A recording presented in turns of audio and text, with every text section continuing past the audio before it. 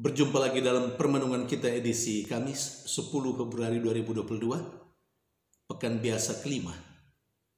Hari ini adalah peringatan Santa Scholastica, seorang perawan.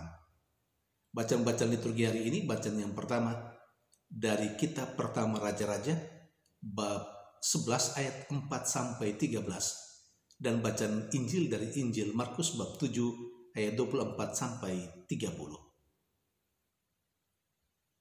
Peringatan Santa Scholastica, perawan.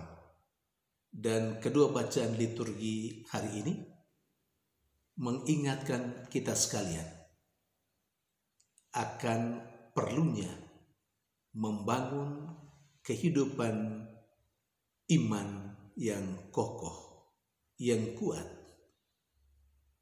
Karena iman kita banyak sekali tantangannya.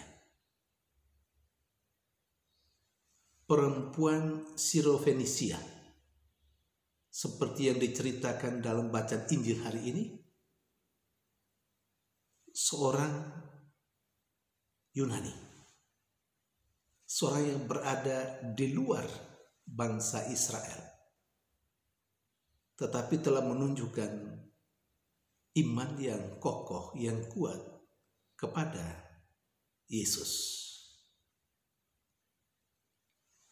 Imannya yang kokoh kuat itu nampak dalam sikapnya yang tidak mau mundur, sekalipun sebenarnya dia mendapat tantangan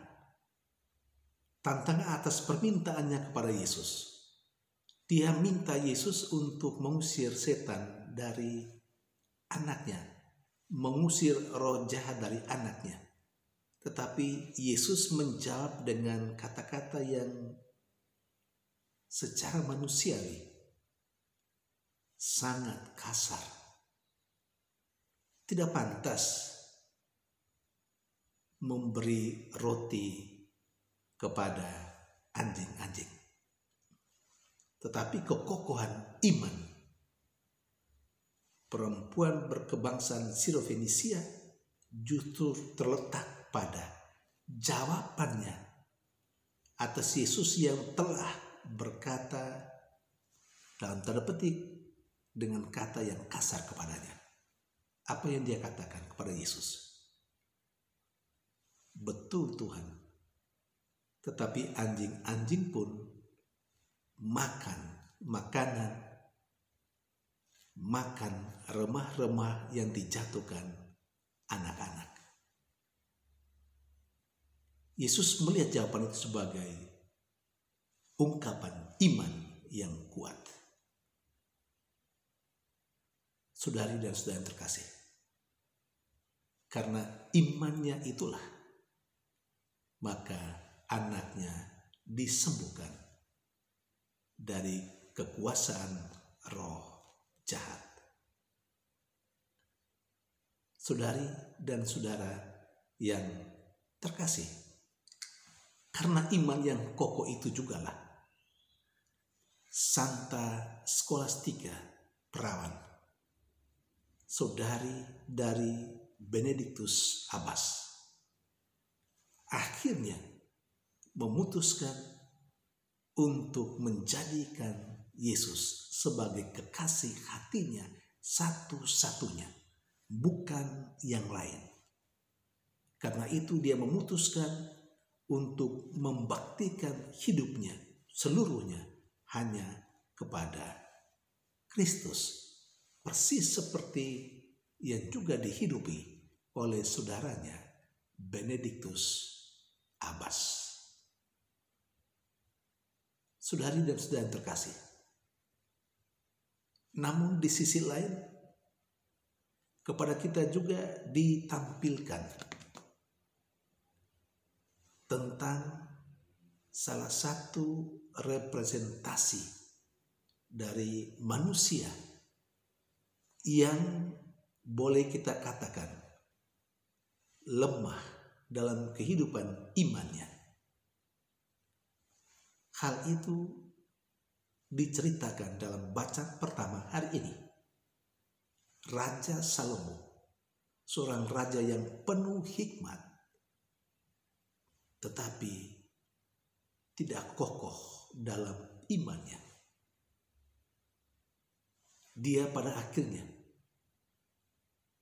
tidak saja berbakti kepada Yahweh Allahnya, Allah orang Israel, tetapi dia berbalik menyembah dewa-dewi yang lain. Memang dikatakan dalam bacaan pertama, hal itu disebabkan oleh istri-istrinya yang juga berasal dari orang kafir. Dan akhirnya Raja Salomo terbawa atau imannya akan Yahweh Allahnya tergerus oleh keinginan dan rayuan para istrinya. Dan karena itu Allah mengatakan bahwa Allah akan mengoyakkan kerajaannya. Tetapi sesudah Salomo meninggal, tapi Salomo tetap mengalami kebaikan dan kasih Allah. Sesudah dia menyeleweng, sesudah dia berbakti kepada dewa-dewi, tapi Allah masih tetap mengasihi dan mencintai dia. Tidak lagi karena dia sendiri, tetapi karena iman ayahnya Daud. Di sini kita melihat betapa orang lain, bisa saja keluarga sendiri, orang tua sendiri, ataupun orang yang lain yang ada di sekitar, bisa punya kontribusi tertentu yang membuat kita dikasih dan dicintai oleh Allah. Lihat, Raja Salomo mendapat belas kasihan Allah. Tidak karena dirinya sendiri, karena dia memang sudah berbalik arah, sudah tidak lagi percaya kepada Allah, tetapi kepada dewa-dewi. Tapi dia tetap mendapat berkat kasih dari Allah karena iman, karena kebaikan ayahnya Daud. Kita kiranya disadarkan bahwa orang tua kita, karena iman mereka, kita saat ini bisa memperoleh rahmat dan berkat dari Tuhan. Atau katakanlah siapapun yang ada di sekitar kita, pada saatnya, pada waktunya bisa memberikan kontribusi kebaikan, keselamatan dari Allah untuk kita. Karena itu, kesadaran ini mesti mendorong kita untuk menghormati siapapun yang ada di sekitar kita.